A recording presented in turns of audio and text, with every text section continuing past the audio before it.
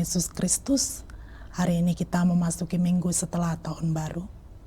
Marilah kita memasuki persekutuan yang kudus dengan Tuhan. Kita menyembah dan memuji namanya.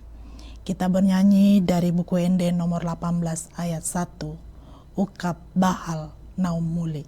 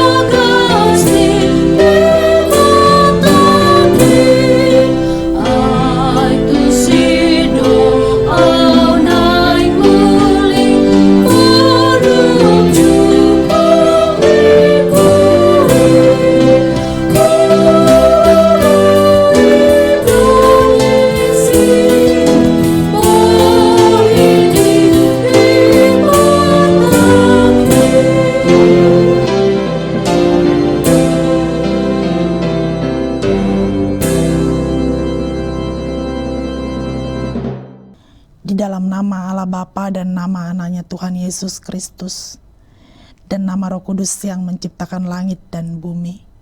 Amin. Aku melayangkan mataku ke gunung-gunung. Dari manakah akan datang pertolongan? Pertolongan ialah dari Tuhan yang menjadikan langit dan bumi. Ia takkan membiarkan kakimu goyah. Penjagamu tidak akan terlelap. Tuhan akan menjaga engkau terhadap segala kecelakaan. Ia akan menjaga nyawamu. Tuhan akan menjaga keluar masukmu dari sekarang sampai selama-lamanya. Amin. Haleluya.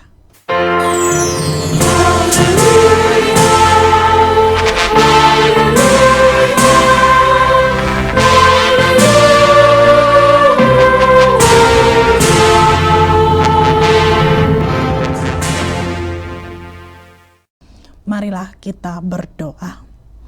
Ya Bapa kami yang di sorga, Engkau telah menempatkan anak-Mu di bawah hukum Taurat, agar Dia menyelamatkan semua orang yang diperhamba oleh hukum itu.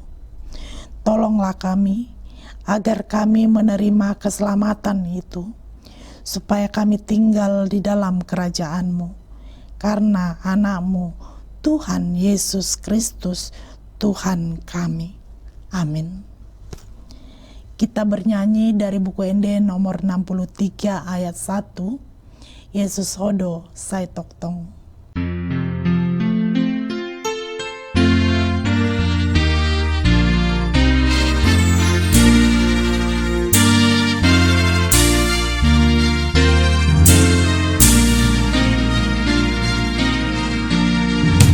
Yesus Hodo Sai Tok Tong, dihapusi rohanami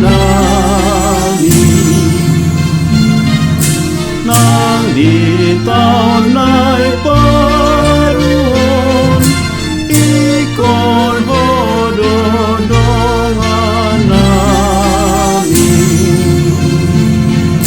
tada hodo padani di bagasanmu darmi.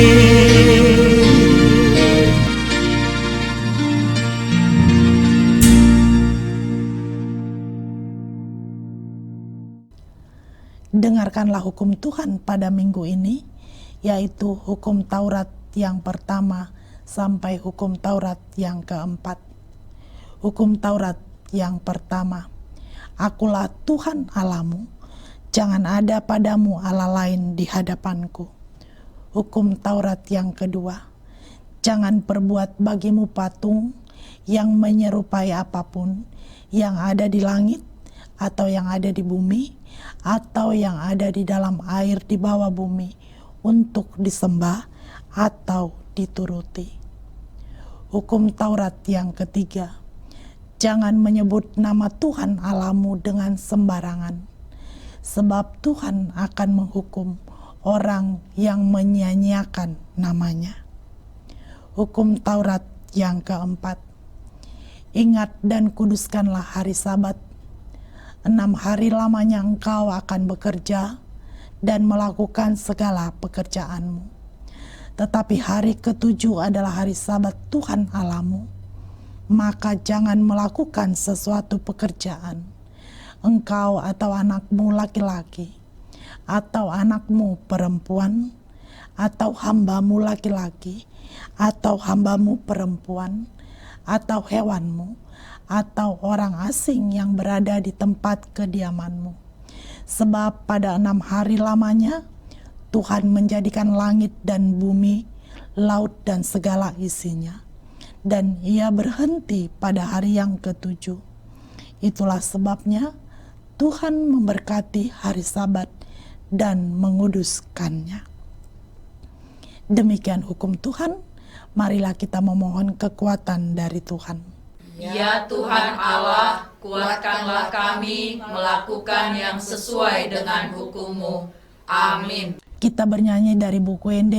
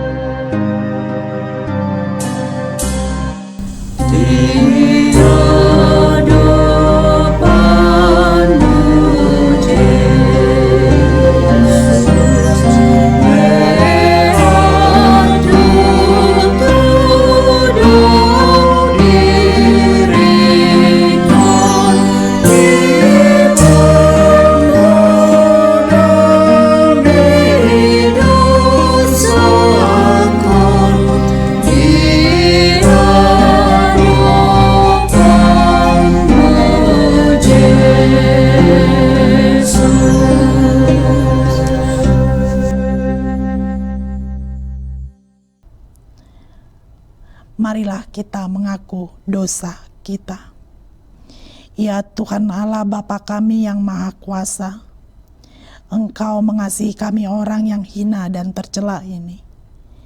Kami datang ke hadapan-Mu, mengaku segala dosa dan kesalahan kami. Sejak dilahirkan kami sudah bergelimang di dalam dosa. Kami tersesat dan menyimpang dari jalan Tuhan.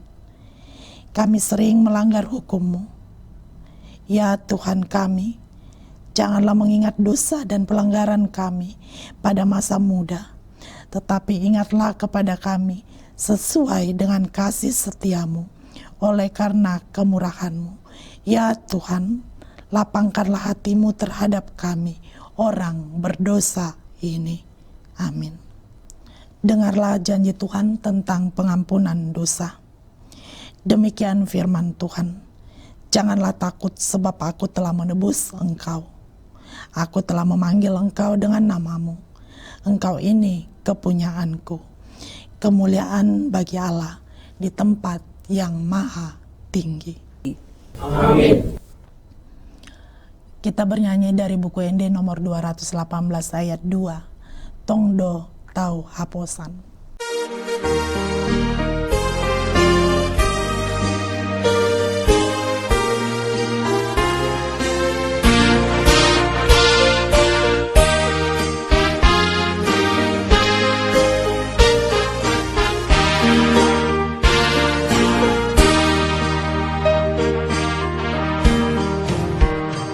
Saitong didongani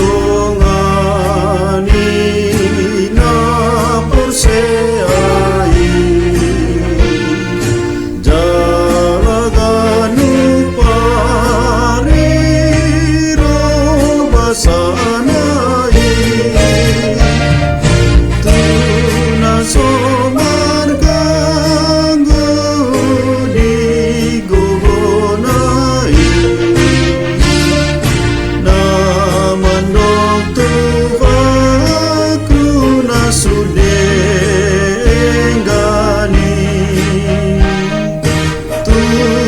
Suman ganggu di gogo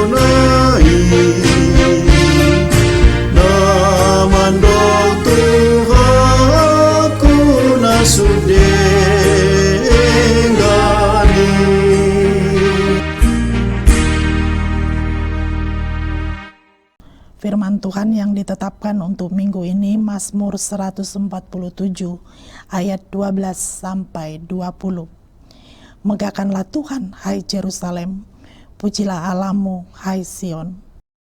Sebab ia meneguhkan palang pintu gerbangmu dan memberkati anak-anakmu di antaramu. Ia memberikan kesejahteraan kepada daerahmu dan mengenyangkan engkau dengan gandum yang terbaik. Ia menyampaikan perintahnya ke bumi, dengan segera firman-Nya berlari. Ia menurunkan salju seperti bulu domba dan menghamburkan embun beku seperti abu. Ia melemparkan air batu seperti pecahan-pecahan. Siapakah yang tahan berdiri menghadapi dinginnya? Ia menyampaikan firman-Nya, lalu mencairkan semuanya. Ia meniupkan anginnya, maka air mengalir.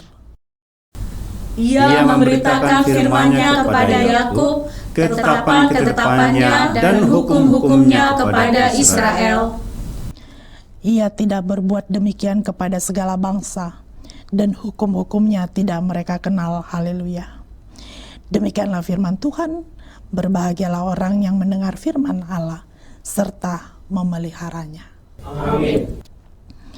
Kita bernyanyi dari buku ND nomor 545 ayat 3, Nasaur di Hita B.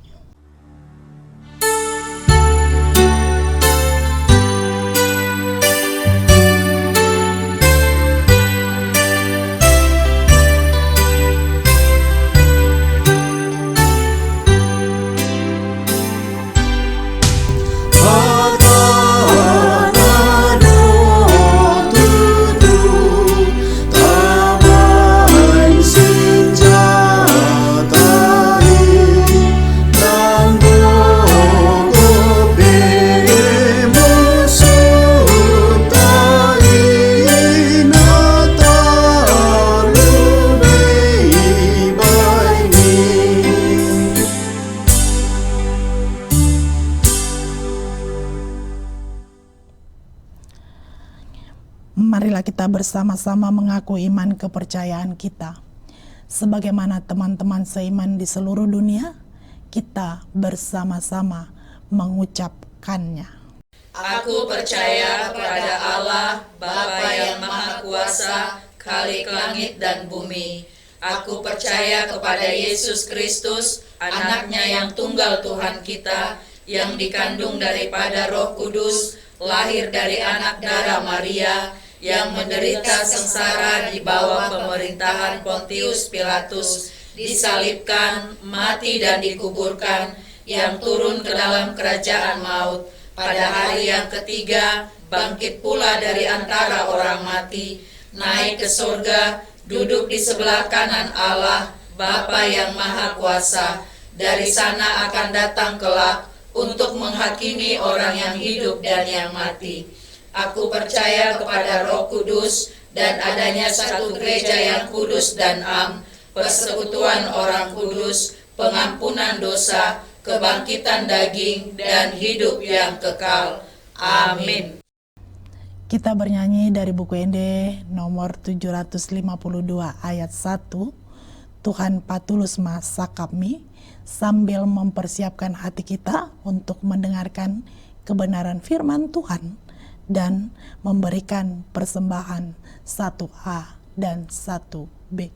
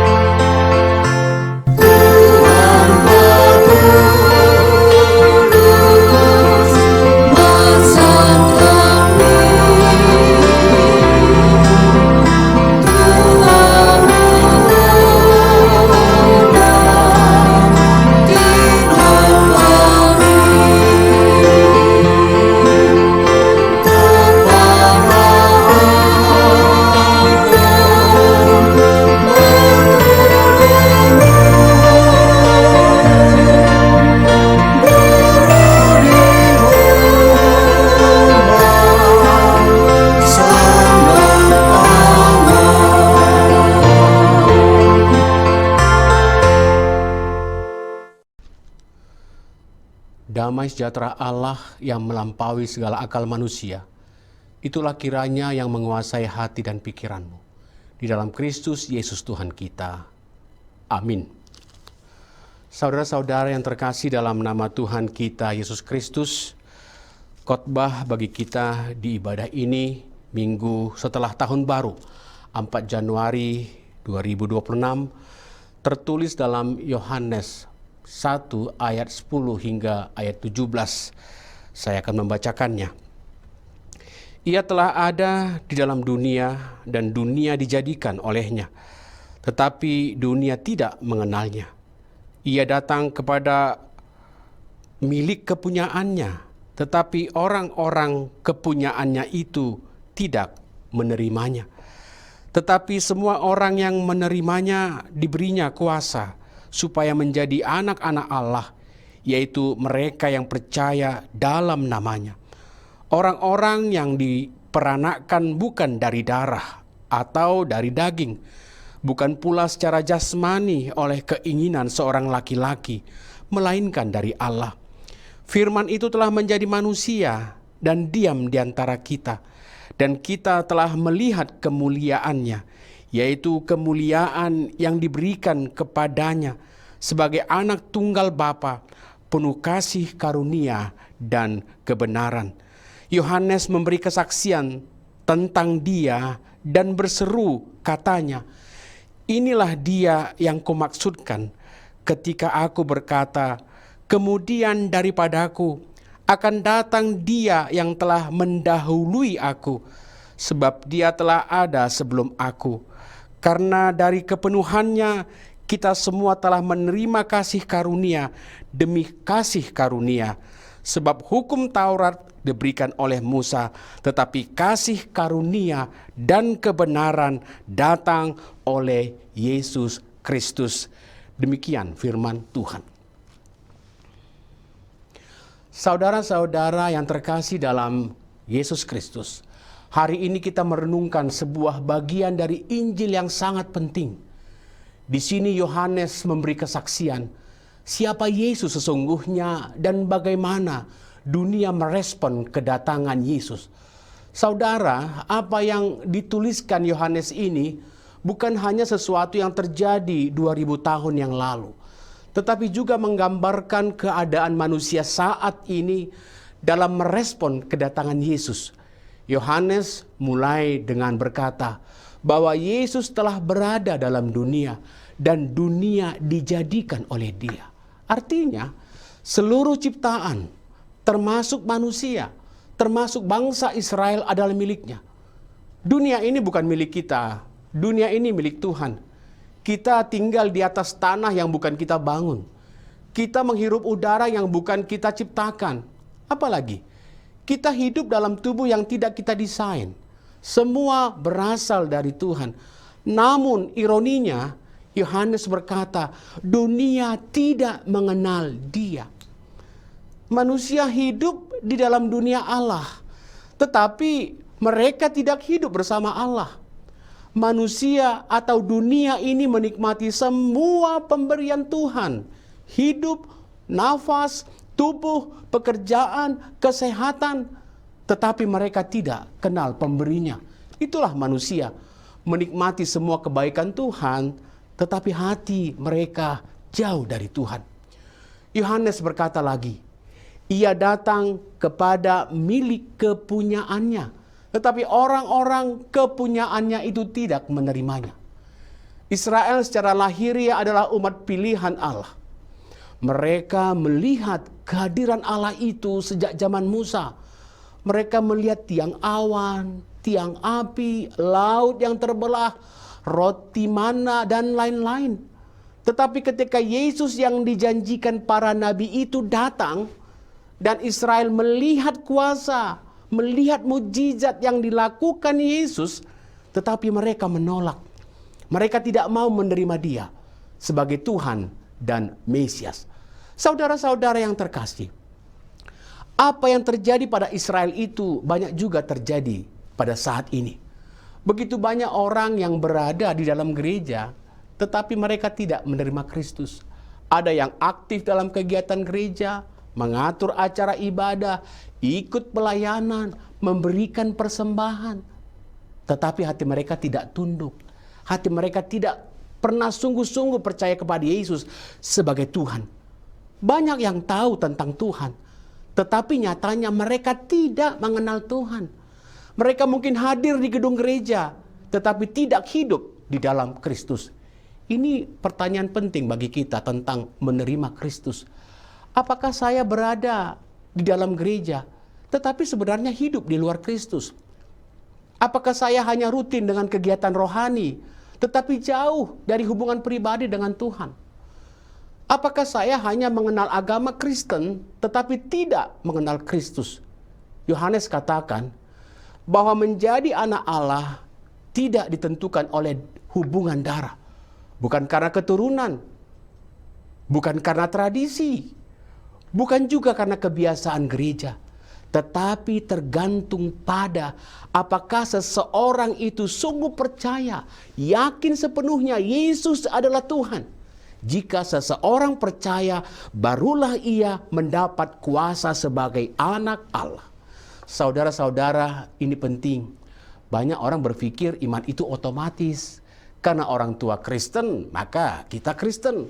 Karena kita datang tiap minggu ke gereja, berarti kita anak Allah. Karena ikut pelayanan, berarti kita pasti dekat Tuhan. Alkitab tidak pernah mengajarkan itu. Menjadi anak Allah bukan otomatis, tetapi merupakan anugerah bagi orang percaya ketika menerima Yesus dalam hidupnya. Kemudian Yohanes katakan, firman itu telah menjadi manusia dan diam di antara kita. Saudara, inilah berita Injil. Inilah Injil itu. Inilah kabar baik itu. Allah yang jauh. Allah yang jauh lebih besar dari alam semesta. Datang menjadi manusia. Tidak untuk sesaat. Datang pergi. Atau berubah bentuk lalu berubah lagi. Tidak. Tetapi dia sungguh menjadi manusia. Ia makan, ia berjalan, menangis, merasa kelelahan, ia tidur, bergaul dengan sesama manusia. Ia masuk, merasakan kehidupan manusia secara nyata. Saudara-saudara, kita menghayati Allah yang memilih untuk tinggal dan dekat dengan kita. Tetapi banyak agama-agama sulit menerima ini. Mereka tidak bisa menerima Allah yang maha besar, maha suci, mau turun menjadi manusia yang lemah. Mereka berkata, Allah ya Allah, manusia ya manusia, tidak mungkin campur. Tetapi justru itu yang orang Kristen rayakan.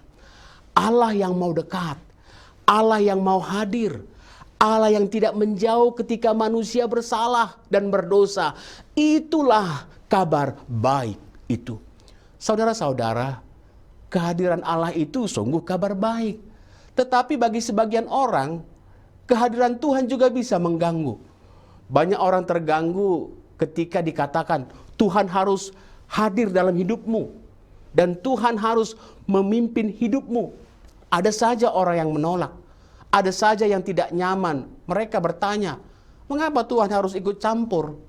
Mengapa Tuhan harus mengatur hidup saya? Mengapa Tuhan membatasi saya dari hal-hal yang saya suka? Saudara, orang seperti ini sebenarnya tidak suka kehadiran Tuhan. Mereka lebih suka hidup tanpa Tuhan karena takut kehilangan kebebasan mereka. Kalau kita mau jujur melihat kehidupan zaman sekarang, banyak orang sulit menghargai kehadiran Tuhan.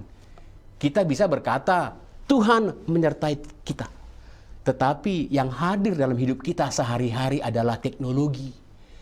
Kita merasa nyaman kalau bersama HP, internet, ada wifi.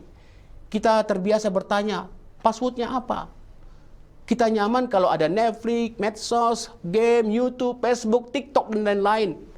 Saat internet mati kita gelisah, cemas, nervous, telepon operator sambil marah. Hei, kenapa internet mati? Saya sedang sibuk, tolong cepat. Padahal sedang nonton drakor, drama Korea. Jarang kita berseru, mana Alkitabku? Mana buku saat teduhku? Doa hilang, kita tidak gelisah. Saat sinyal hilang, kita panik. Bahkan saat firman Tuhan tidak kita baca berhari-hari, kita tidak merasa kehilangan apa-apa. itu bisa tanda kehadiran Tuhan tidak benar-benar dihargai. Kita lebih menghargai kehadiran teknologi dan hiburan. Saudara, Yohanes melanjutkan, kita melihat kemuliaannya. Israel melihat banyak kemuliaan Allah. Banyak mukjizat di Mesir dan di padang gurun. Mereka melihat tapi mereka tetap bersungut-sungut. Ada Tuhan kok tetap susah, tetap menderita. Mereka mudah melupakan kebaikan Tuhan. Mereka tidak belajar dari apa yang mereka lihat. Mata diberikan untuk melihat kemuliaan Tuhan. Tetapi banyak orang lebih sering menggunakan untuk hal melihat kegelapan, kekerasan, hoaks. Hal yang memikat tapi bisa membahayakan. Tokopedia, Shopee, Blibli, dan lain-lain. Apa yang kita lihat akan sangat mempengaruhi kita. Kalau kita hanya melihat kekayaan dunia, kita akan melupakan dan kehilangan kekayaan sorga. Kemuliaan apa yang dilihat Yohanes? Bukan cahaya menyilaukan, bukan kilauan langit terbuka, tetapi kasih karunia dan kebenaran. Kemuliaan Tuhan dinyatakan saat Tuhan merendah, saat Tuhan mau melayani, menghampiri manusia yang di bawah. Saudara-saudara, di dunia ini manusia berlomba mengejar status. Semua ingin naik, ingin di depan, ingin dihormati, ingin di posisi atas. Itulah yang membuat dunia ini penuh persaingan. Orang bisa saling mendorong dan menjatuhkan demi posisi dan status yang lebih baik. Allah tidak seperti itu. Allah dari tempat yang tinggi justru turun dan merendah. Allah tidak langsung memutus hubungan ketika umat Israel tidak layak karena memberontak. Allah tidak berkata, aku terlalu tinggi untuk kalian. Justru Allah mendekat. Itulah kemuliaan Kristus. Kemuliaan yang penuh kasih karunia dan kebenaran. Saudara, renungan ini menantang kita untuk melihat hidup kita. Apakah kita sungguh menerima Kristus? Apakah kita menghargai kehadirannya? Kita hidup di zaman yang sibuk, cepat, penuh godaan, membuat kita mudah kehilangan fokus. Dunia menawarkan banyak hal, hiburan, teknologi, kesenangan, kenyamanan. Tetapi semua itu sementara dan membuat kita semakin haus dan tidak pernah puas. Hanya Kristus yang memberi kita air hidup dan membawa kita ke padang rumput yang segar. Hanya Kristus yang bisa memuaskan hidup kita. Hanya Kristus yang membawa kita pada keselamatan. Kiranya hati kita sungguh menerima Tuhan Yesus. Kiranya mata kita bisa melihat kemuliaannya. Kiranya hidup kita dipenuhi kasih karunia dan kebenaran. Amin. Kita berdoa. Kembali kami bersyukur padamu Tuhan, atas firman-Mu yang boleh sampai kepada kami. Ajar kami Tuhan untuk hidup seturut dengan firman-Mu. Agar kami sungguh-sungguh menerimamu sebagai juru selamat, sebagai Tuhan dan Allah dalam kehidupan kami. Yang memimpin kami dalam segala langkah perbuatan kami selama kami hidup. Ajar kami Tuhan sadar akan kehadiran-Mu di tengah-tengah kehidupan kami, dan biarlah itu menjadi sukacita. Agar kami mengerti kemuliaan-Mu adalah ketika Engkau merendahkan diri-Mu, hadir bersama kami. Kami juga harus mengerti bahwa kami harus sadar, kami juga harus merendah, harus berbagi. Kami tidak hanya mementingkan diri sendiri, tapi mau memperhatikan dan berbaur dengan sesama kami. Kami tidak hanya hidup dalam persaingan, tetapi kami harus menawarkan kasih karunia dan kebenaran di tengah-tengah dunia ini. Kami bersyukur atas kasih-Mu, dan kami juga bersyukur atas kebaikan-Mu yang telah membawa kami kepada tahun yang baru ini. Biarlah tahun ini menjadi tahun rahmat Tuhan bagi kami, di mana kami semakin dekat kepadamu, semakin percaya, dan semakin berbakti kepadamu di tengah-tengah kehidupan kami. Biarlah Engkau pakai hidup kami menjadi alat kemuliaan-Mu, dan juga menjadi saluran berkat bagi banyak orang. Terima Bapa doa kami dalam Kristus Yesus Juru Selamat kami. Amin. Kita bernyanyi dari buku Ende nomor 557 ayat 1, Daudu Minggan, sambil mengumpulkan persembahan kedua.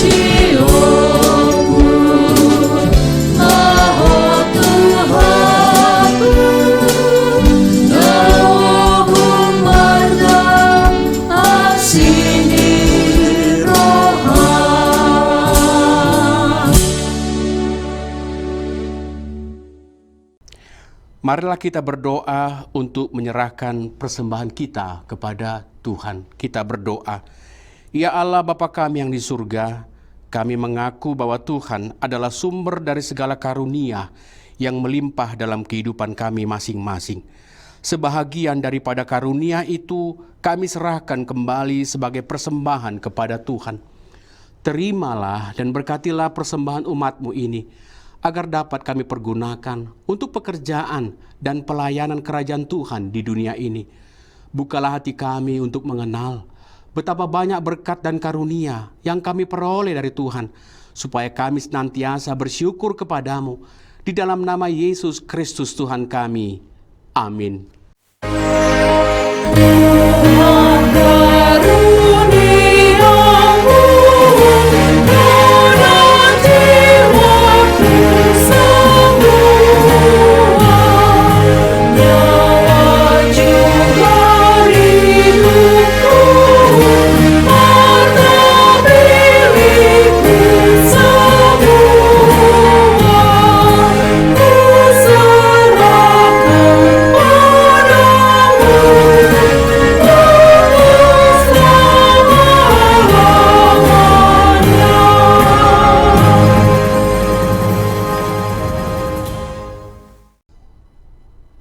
Bapa kami yang di sorga, dikuduskanlah namamu, datanglah kerajaanmu, jadilah kehendak-Mu di bumi seperti di surga.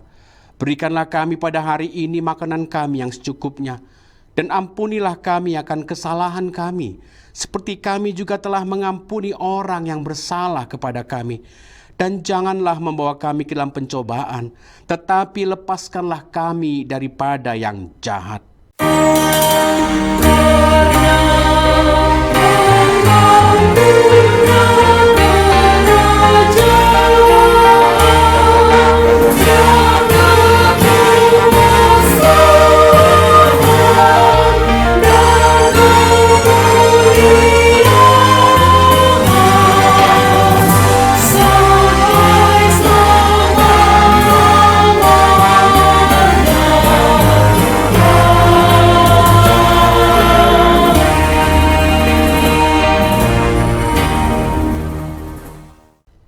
Tuhan memberkati engkau dan melindungi engkau. Tuhan menyinari engkau dengan wajah-Nya dan memberi engkau kasih karunia. Tuhan menghadapkan wajah-Nya kepadamu dan memberi engkau damai sejahtera. Amin.